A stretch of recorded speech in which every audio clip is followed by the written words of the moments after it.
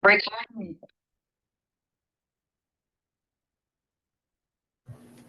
Good evening, everyone. Kavod Harav, how are you? Baruch Hashem, thank you.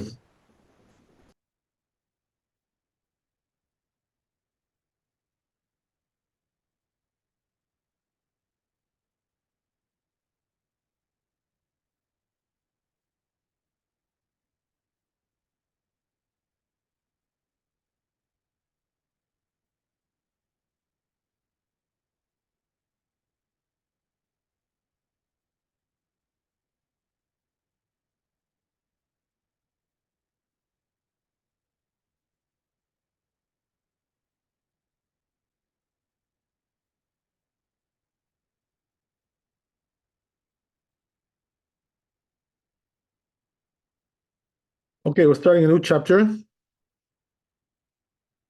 So it says here, וענו שעושים בית ימים, כל מה שעשו בראשון עשו גם בשני. So it says, we that, in the outside of Israel, the diaspora, we do 2 days, right? So he says, whatever is forbidden in the first one is also forbidden in the second one. It's like a carbon copy of the first one, right? So it's the same thing. So he says, whoever disgraces or disregards, right, the second Yom Tov, right, he says, we excommunicate him. So it's as if he's a rabbi, we don't excommunicate him, we lash him. Okay, so let's see the Bet Yosef on that. Interesting.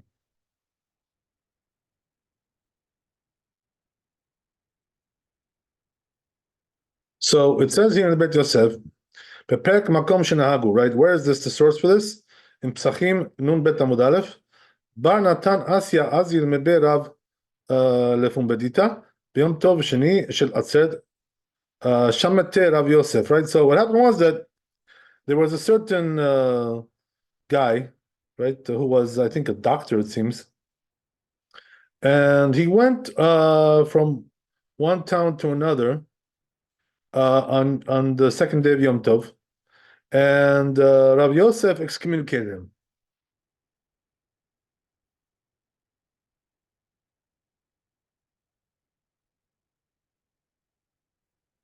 So interesting. Ikadeame nagde Rav Yosef. Some say he lashed him. Amar le Abaye nishmete mor de Rav Ushmuel deame tarvayu minadin al shnei yamim tovim. So, right, according to this, he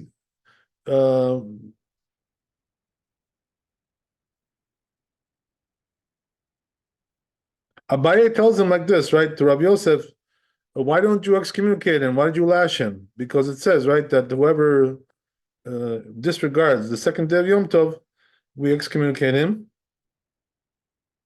של גלויות אמר לה, הנמילה, אינש ביעל דעלמא, חצו בה מרבננו, תתבה לעבדה ל... Okay, so, right, so he says, the reason why I didn't excommunicate him is because he's a rabbi, Torah scholar, whatever, right, Talmid Chacham. So therefore he says, that's why I did for him something lighter, right, which is the lashes. So what do you see from there? Excommunication is worse than lashes. Can you imagine? It's pretty bad. Okay, so right, that's the Gemara. Then right, so he brings the commentaries here. Viksha Haran. So the Ran asks a question regarding this.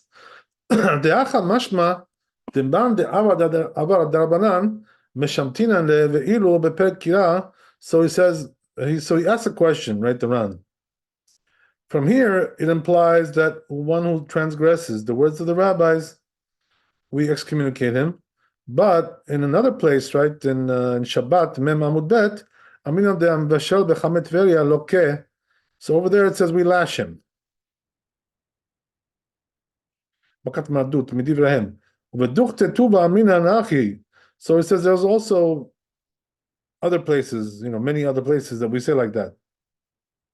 So you see from there, right, that apparently we lash him and we don't excommunicate him. That's the question that the Ran asks.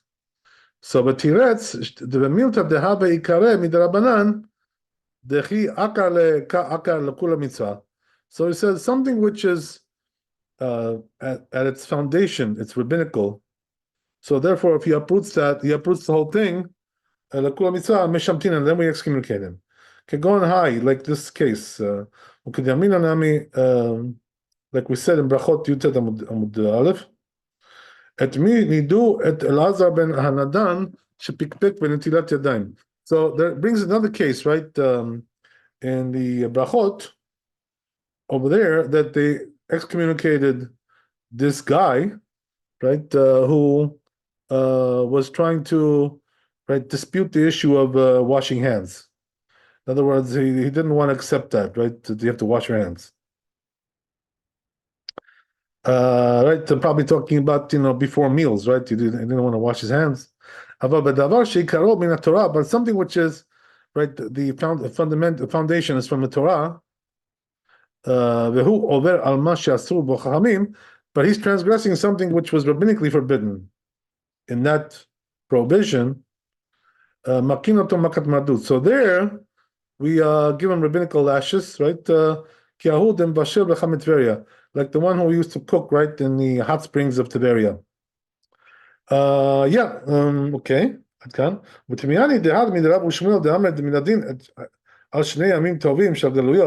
So regarding this, the Bet Yosef asked a question.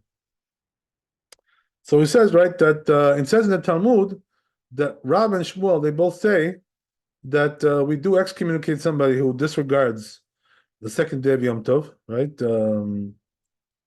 Mashma de Yom Tov Rishon shaveh la Yom Tov Sheni. So that implies that the second day of Yom Tov is equal to the first day. Ve'al eze mehem ben adin. So the question is, right, which one, regarding which one do we excommunicate? So he says, even though the first one is from the Torah, we do excommunicate him. בפרק זה בורר, this פרק בסנהדרין, כ"ו עמוד ב', אמינא דהן הוא כבוראה דקבו נפשה ביום טוב ראשון של עצרת, ושמתין הוא, right, so it says there was some people who, right, grave diggers, that they buried somebody on Yom Tov, the first day of Shavuot, and Shamtin hu Rav, and Rav excommunicated them. I'm sorry. Miu behar ika lemima dehane kivurae chilulu Yom Tov b'davar shehu asum min Torah. So it says there, it must be that they transgressed regarding something on Yom Tov, which is forbidden from the Torah. That's the reason why you excommunicated them. The avru al divrei Torah, because they transgressed the words of Torah, like, literally. So then we do excommunicate them. But he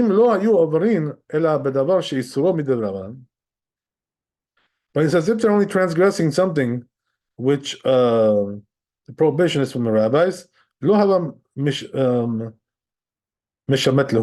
so then he would not have excommunicated them. He just would have lashed them. Makat mardut. But he says the first question still stands, right? Hasn't been answered yet, in other words. So we have to say, right, that which Rav and Shmuel said, that we do excommunicate people for the first 2 days of Yom Tov, even though he actually put them into one general rule, both days. Right? But each one has its own rules, really. Not exactly the same thing. Because when it comes to the first day of Yom Tov, we only communicate regarding something which is from the Torah. But not something which the prohibition is from the rabbis. But when it comes to the second day of Yom Tov, so then we don't differentiate like that. Because everything on the second day is from the rabbis.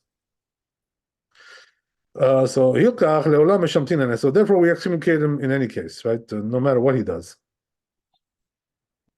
Rabbi, Yes. Hi, how are you, everybody? You know, I love that word, right? What? Okay. Excommunicated, especially when you use it so often. Well, yeah, we're getting into the meat of this whole thing, right? Yeah, We're it getting we're reminds getting me back. into getting into the main No, course. it reminds me of the power struggle in our Georgian synagogue Ah, okay. Oh, right, back yeah. back in '89. Yeah. Okay. Okay. All right. Yeah, okay. So anyway, right, goes on here. ודע שמה שכתב רבנו שכל מה שעשו בראשון עשו בשני, so you should know, he says, Bet Yosef, that which the Torah said, that whatever is forbidden on the first day, is forbidden on the second day, היינו לומר שהמלאכות האסורות בראשון אסורות תמיד בשני. That means that the prohibitions, which are forbidden, the labors, which are forbidden on the first day, also forbidden on the second day. אבל דבר שהוא איסור בראשון משום מוקצה, but he says something which is forbidden on the first day because of מוקצה, or nolad, or because of nolad, which is, as we said, right, something new, which is created, mutar b'sheni, it is forbidden on the second day. Like it says over there, in this chapter, which is 413, v'taf kuf tetvav, and 415. Okay, so that's what the Bet Yosef says here. Good, let's see the Shulchan Aruch.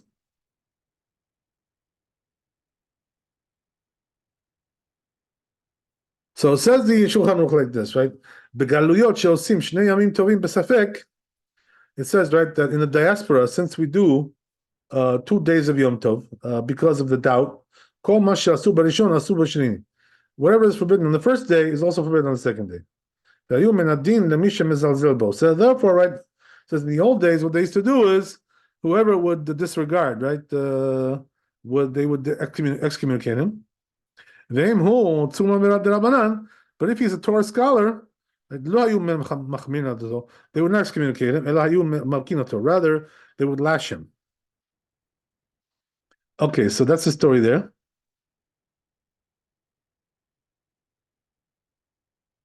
So, right, the question is like this, right? Why are they more lenient with the Torah scholar? What is the reason for that? So I'm looking in the Mishnah Brura here to see what he says. Because perhaps they can do teshuvah. They can Well, repent. everybody can do teshuvah, right? So the question is why, so let's see what he says here. ושיעור מכת מרדות יש בזה דעות. Okay, so let's say something else. Interesting. Let's see. We have here also the Magen Avraham. Interesting.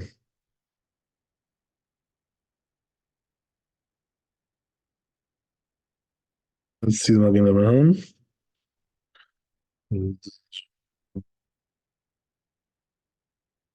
Okay. So I don't know. The Mishnah Board doesn't explain it. Interesting.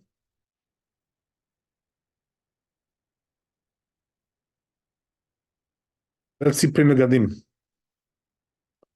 Pri Megadim. Magen Avraham doesn't explain it either.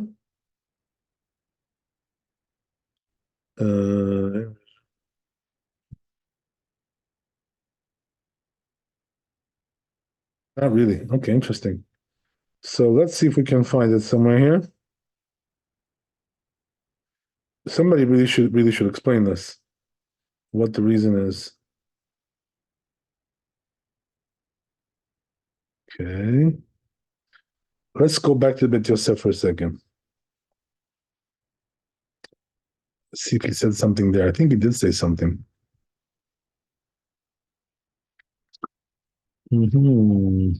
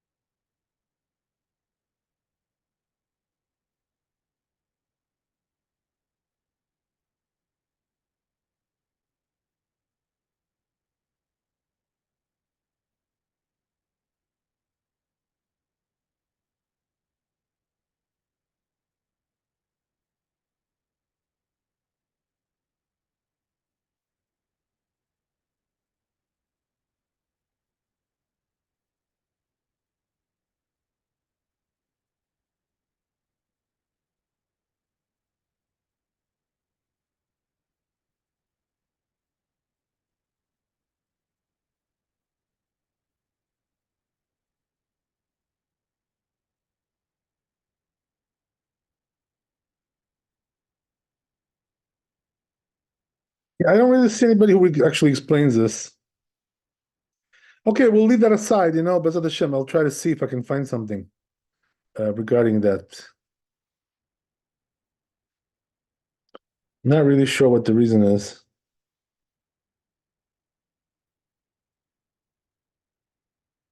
Okay.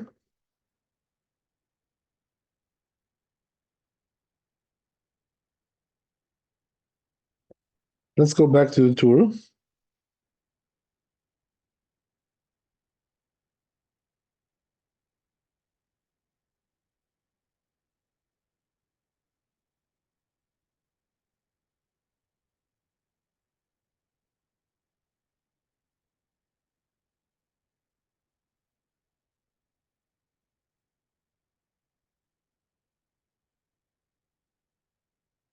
So then says the tour like this, right?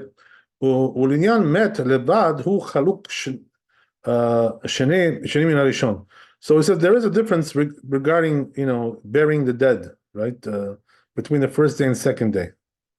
Kasha yitber bezat Hashem, like we're going to explain later on, right? So the truth is, right, that I can tell you now what the difference is. That if somebody dies on the first day of Yom Tov, we can bury him by way of goyim, right? We can ask the goyim to bury him. The second day, even Jews can bury him, right? That's one difference between the first day and second day.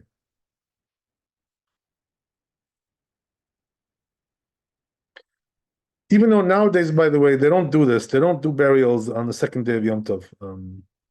They wait till after Yom Tov.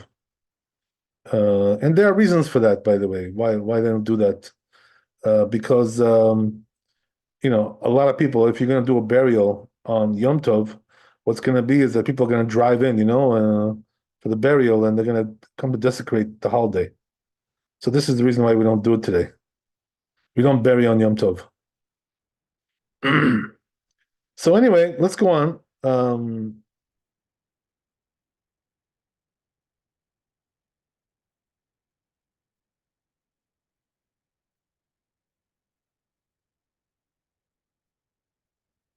לכן לכחול העין אף על פי שאסור בראשון אלא על ידי גויים, אלא אם כן יש בו סכנה בשני שני, מותר אפילו על ידי ישראל, אף על פי שאין בו סכנה.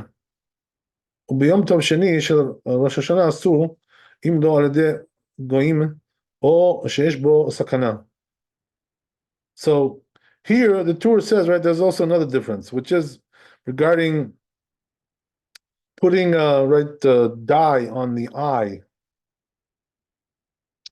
Right, so the question is, why were they doing this? Let's see in a bit Yosef how he explains this. Why were they dyeing the eye? So he says here that the second Betzah, right? So this rabbi asked this rabbi, right? What is the halacha regarding, right, the dyeing of the eye, painting the eye on Yom Tov, right? Whatever. So it says, I'm not asking you in a case where there's a danger involved, right? Because then it would be allowed even on Shabbat.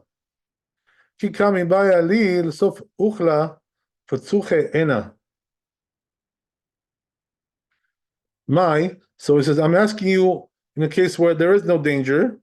What's the rule? Amar lo asur. It tells them it's forbidden. Amemor shar lemichal ena begoy b'shabbata. But Amemor, right, allows it to do by way of a goy. Ika de amre Amemor gufe kachal ene migoy b'shabbata. And some say that Amemor himself would do this, by way of a goy. In other words, he would have it done to him, to himself. Amar le Rav Ashe, my datech. So Rav Ashe asks him, what's your reasoning? De Amar ula kol tzorche chole osin al yedei goy b'Shabbat. So it says, right, that you're allowed to do any needs for the sick by way of a goy on Shabbat. That this rabbi says that whatever that doesn't have any danger, you can tell to a goy to do. That's the only reason he's not helping him. But he says, you are helping him, but you're assisting him. Why is that? Because you're opening your eyes and shutting them. So what do we see from here, right? This context. We see from here the reason why they dyed the eyes, right? So we're not talking here about putting on makeup, right? For ladies, right? Blush, putting on blush, right? You may think it's talking about that, right? But we're not talking about that. Here we're talking about that we're doing it for healing purposes, right? That the person has a problem in his eye, so they need to put this blue dye in there, whatever, something, right? For some, it's somehow sort of a healing there going on, right? So it's telling you, right, that there's two types of issues there, two types of scenarios. One is that he's in danger, his life is in danger, whatever. So then for sure we can do it. There's no question about that. But what about if he's not in danger, right? He's just sick, but not, his life is not in danger. So there, right, we see that they didn't allow this, but they did allow it by way of a goy. The goy can do it for you. Because the rule is, right, that anything, for the sake of the sick, you're allowed to ask a goy to do you, right, the labor. Okay, interesting. But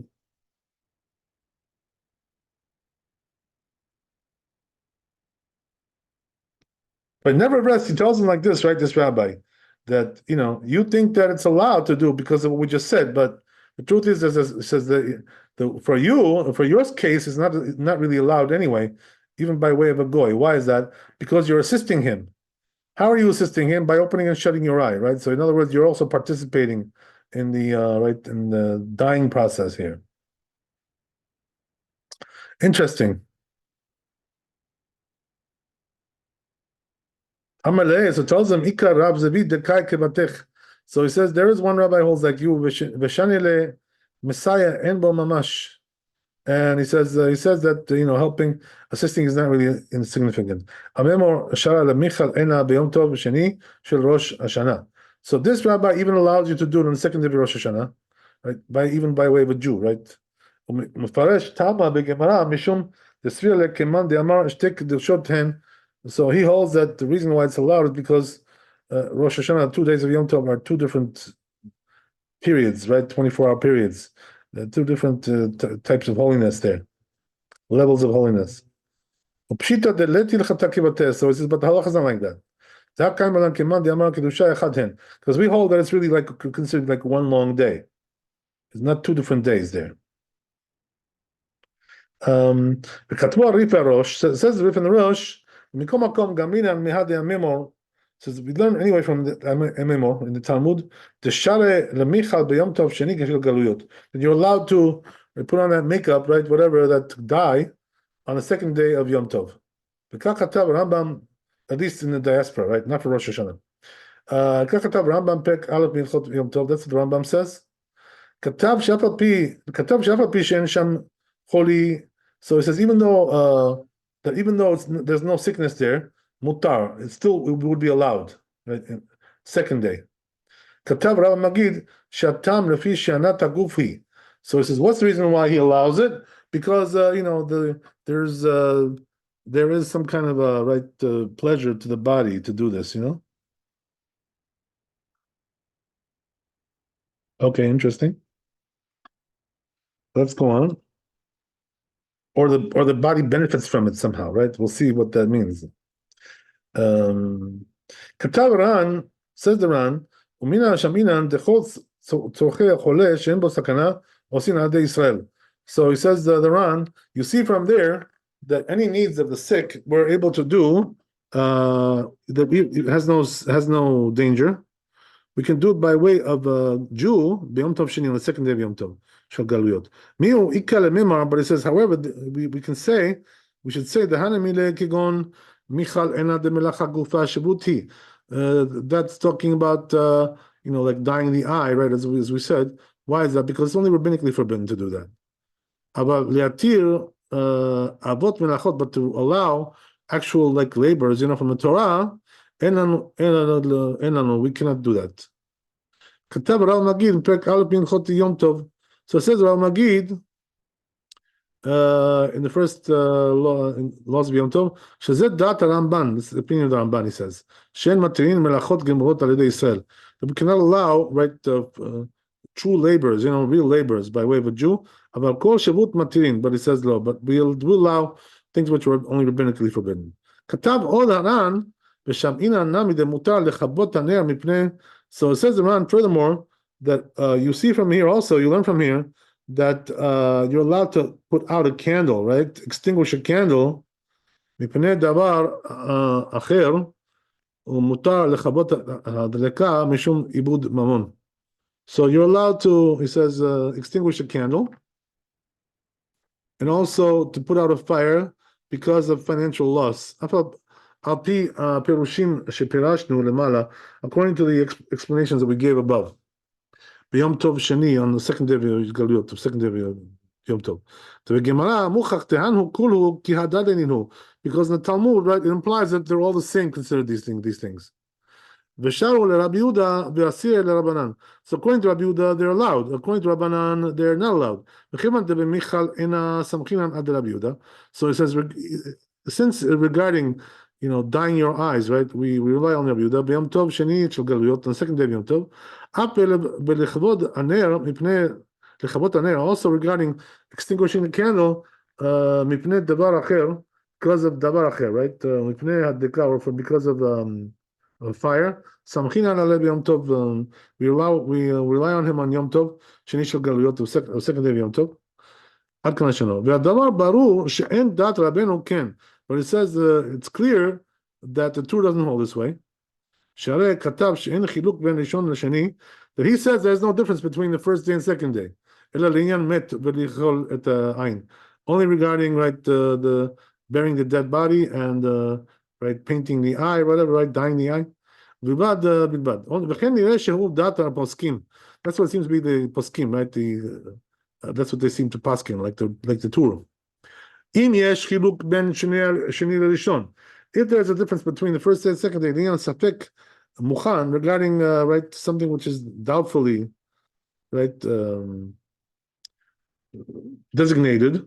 We're going to explain next chapter, following chapter. So we'll wait for that later on, right? So we'll just go to the Shulchan Aruch. We'll see that in the next chapter. So says Shulchan Aruch here.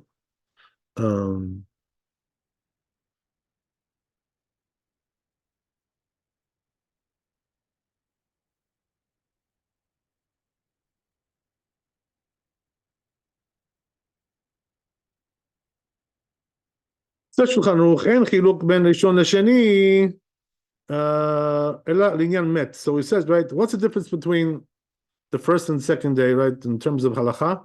So as we said, right, one thing is that regarding a dead body, to bury it. וכן לכחול את העין. And also regarding, painting the eye, right, dyeing the eye. So, או שאר חולה שאין בו סכנה, or other sicknesses that don't have danger. Right, he says Ramah here, he adds that point. ואף על פי שאסור בראשון אלא על ידי אינו יהודי. So what does that mean? That even though on the first day of Yom Tov we can only do it by way of a goy, אם אין בו סכנה, if there's no danger, בשני מותר אפילו על ידי ישראל. But in the second day of Yom Tov you can do it even by way of a Jew. חוץ מיום טוב שני של ראש השנה, except Rosh Hashanah, right? That's different. The Sheni Yamim Kedusha Echad Yarich Tehen. Why is that? Because when it comes to Rosh Hashanah, the 2 days of Rosh Hashanah considered like one long day. So therefore, we don't have this leniency over there. But regarding the other days of Yom Tov, which are 2 days in the diaspora, so there we do have this leniency. So regarding these things, we're lenient. Regarding other things, right, it seems like that we're not. In other words, we go according to the stringent opinion here.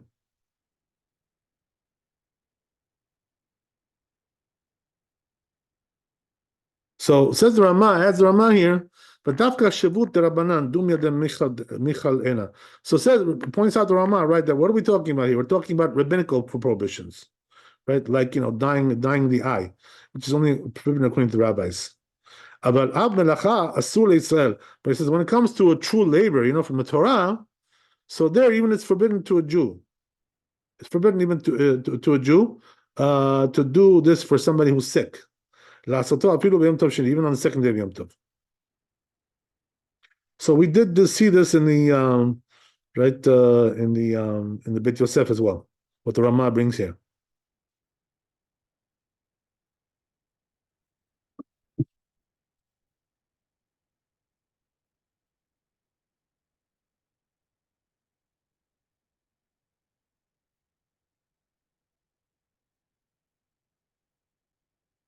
Interesting. Okay, so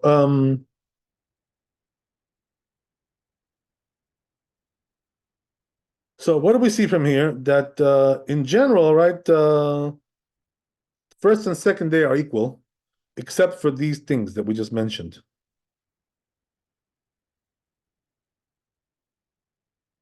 Otherwise, they're the same.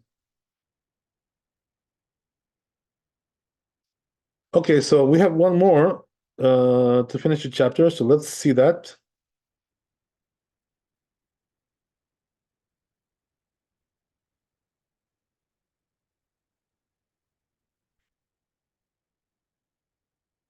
So it says the Torah like this.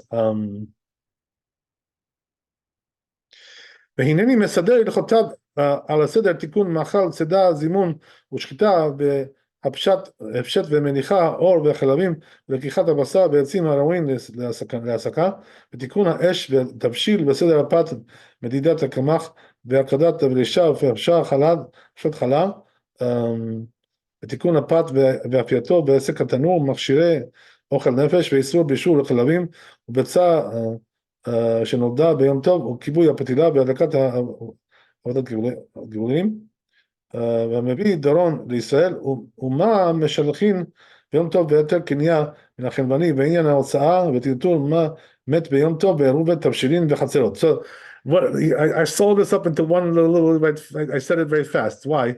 Because he says, right, the tour that I'm going to talk about all these labors, right, that he mentions here regarding the laws of Yom Tov, right? So we're going to go little by little, right, and see all of them. Right? He mentions, briefly, right, like a list of all the labors that he's going to cover. Okay, so let's see the bit Yosef, what he says about that.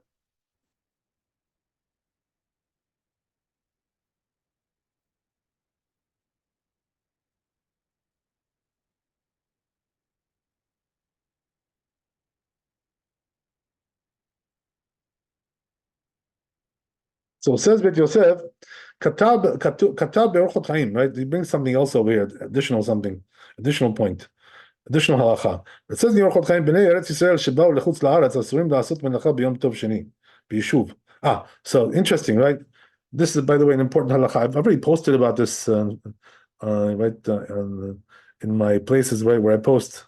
I posted about it. But it's an interesting, in fact, I just recently posted about it yesterday or 2 days ago. So what are we talking about? That somebody who lives in Eretz Israel, and they came to the diaspora, right, for the holiday. So what's the rule, right? Does he have to keep Yom Tov Sheni, the second day of Yom Tov? Because in Eretz Israel, they don't keep it, right?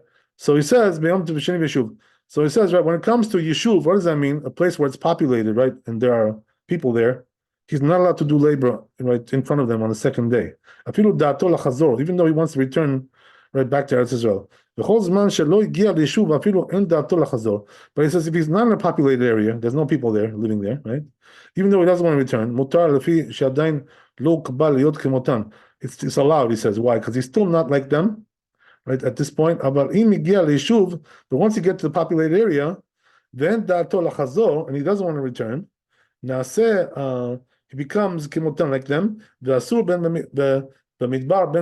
So then it's forbidden already, whether he's in the desert or he's in the populated area. So he says when you're outside the city boundaries, right? We don't do the stringencies of the people that he went. We don't do the stringencies of the place where he went there to. And also the leniencies of the place where he came from. So he says, some say that it doesn't apply all the while that he doesn't want to go back there. That he wants to go back there, I'm sorry. That's the end of it.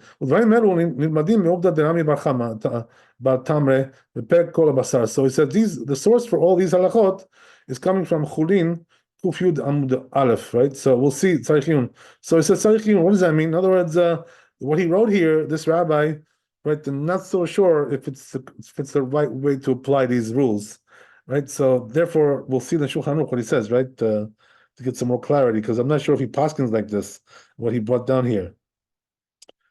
So let's see Shulchan Aruch. So he says here,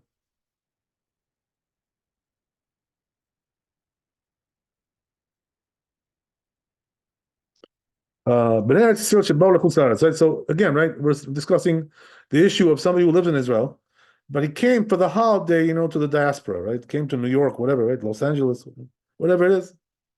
Asurim לעשות מלאכה ביום טוב שני ביישוב. So he says the rule is, as we mentioned, that they're not allowed to do labor on the second day of Yom Tov, even though they personally are permitted to do so, but they cannot do in the yeshuv and in the populated areas because over there people see them, right? So it's gonna make strife, that they're gonna say, oh, these people don't keep the second day of Yom Tov. Even if he wants to return back to his back to Israel, doesn't matter. So he says, all the while they didn't get yet to the populated area, even though he doesn't want to return, mutar is allowed. Because he's still not like them. In other words, he still hasn't attained their status since he hasn't come to a populated area yet. But once they come to the populated area, then right? But he doesn't want to return. So it becomes like them.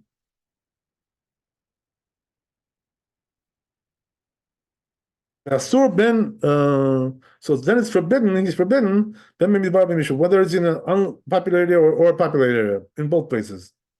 So he says, and if you're outside the city boundaries, we don't tell him to do the stringency of the place that he went to there. So why would that be? Because if he's outside the city boundaries,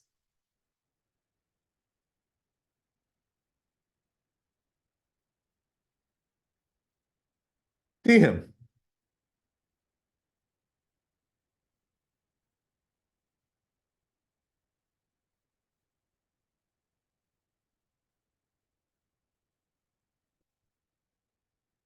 Okay.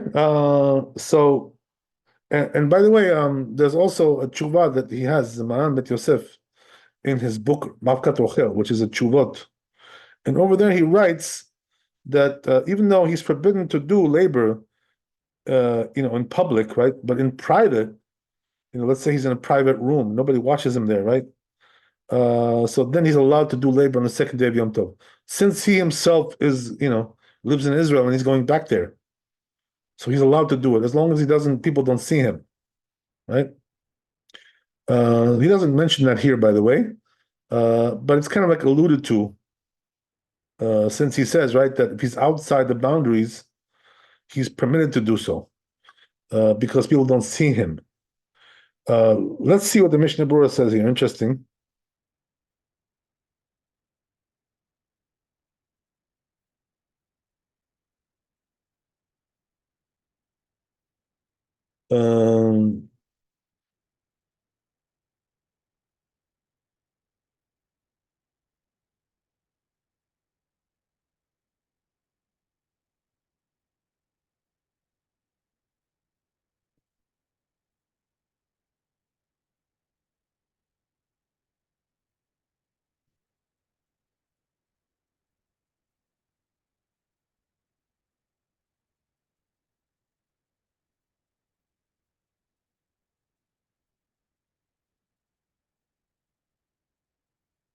Yeah, so Mishnah Berurah seems to say, like what I told you, that if he's doing something in private and people don't see him, right, it would be allowed to do labor.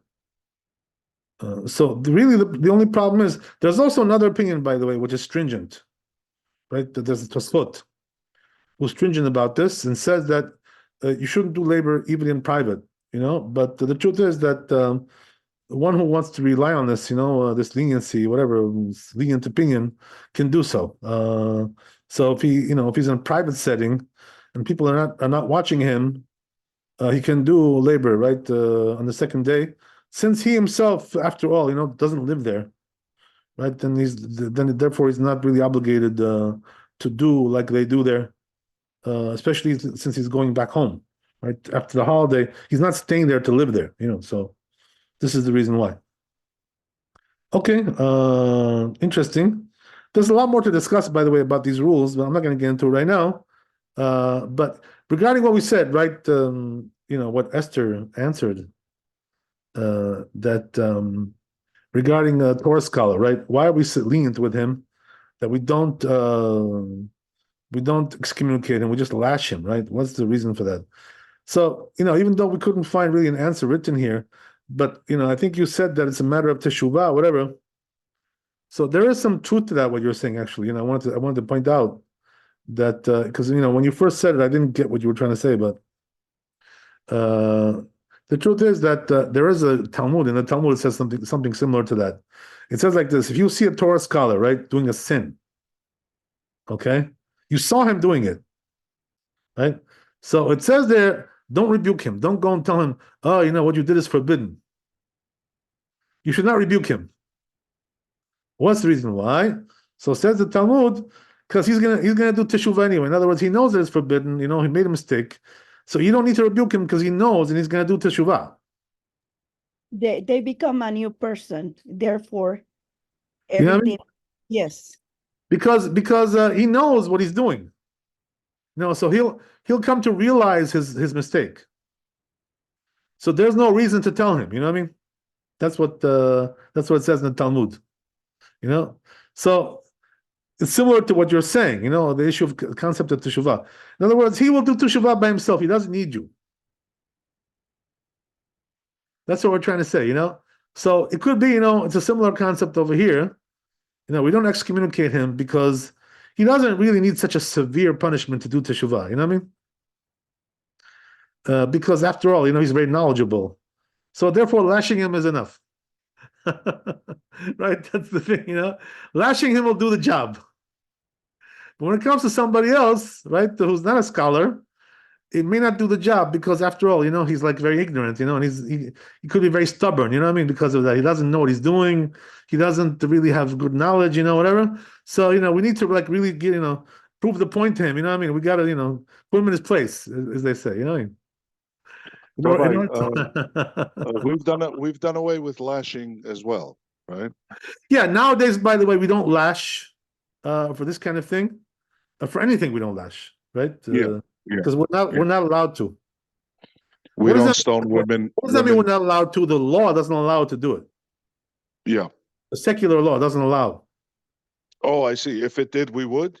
Yeah, then we would. Yeah, of course. And but there's also, by the way, let me just tell you something interesting about that, David. Yeah. In Arab countries, right? Like let's say, for instance, in Morocco, right? Yes. So there, the Jews were given a lot of respect. So the king of Morocco would give like the rabbis, authority to punish their own people, for the sins that they did.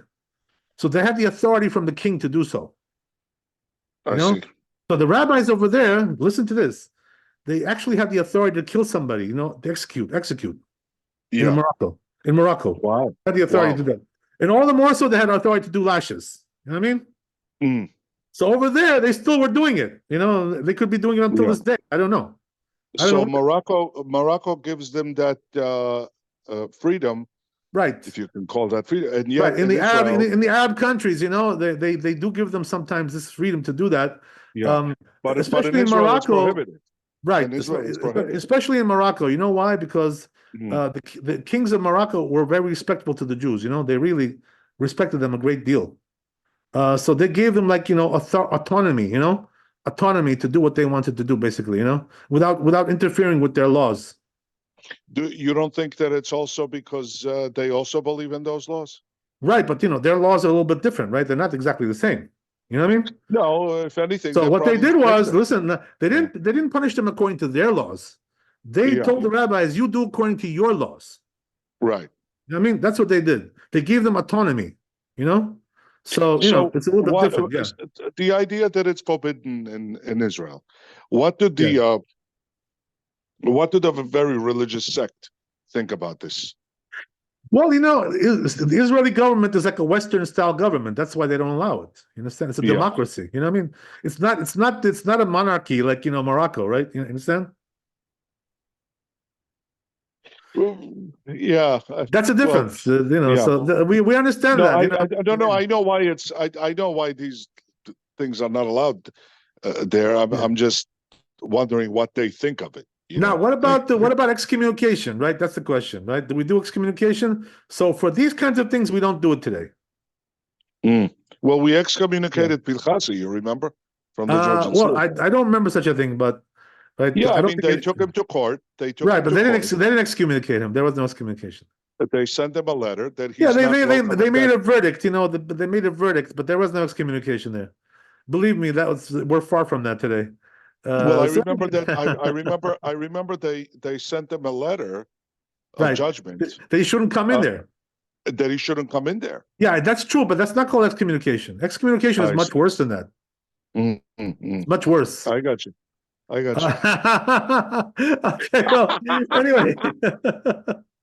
Anyway, right, the point is that for these kinds of things, we don't excommunicate today because people are secular, most people today don't keep the rules. You know what I mean? Yeah.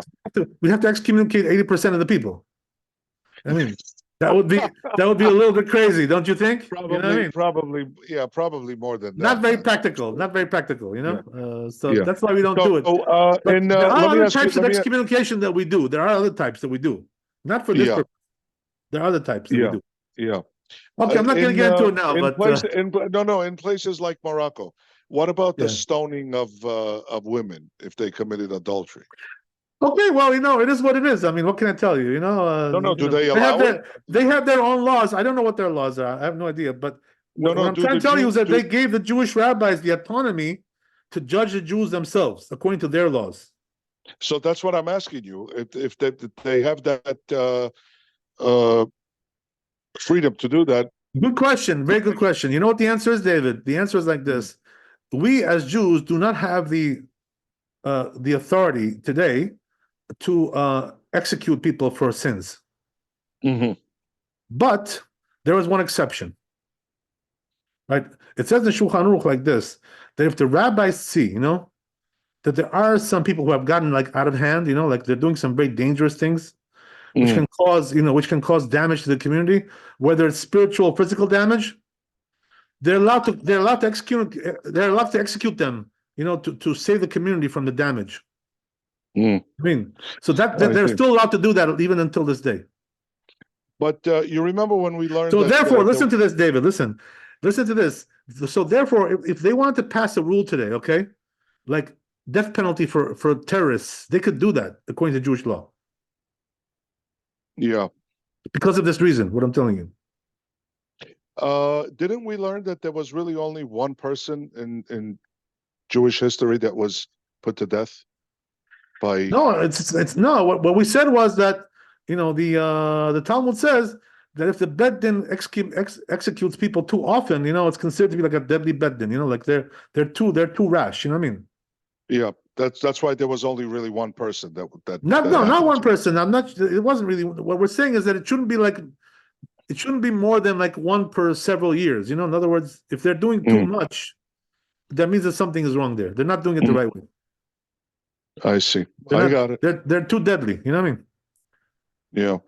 Yeah. You know why that is? Because the court should try to find reasons to get them off. Mm-hmm. And if they're not doing that, finding loopholes to get them off, they're not doing their job. I do remember the story that you shared, Rabbi, about a doctor that had relationships with his patient. I think you shared that in one of your shurs. What was that again? What was that? I think it was a doctor. A doctor.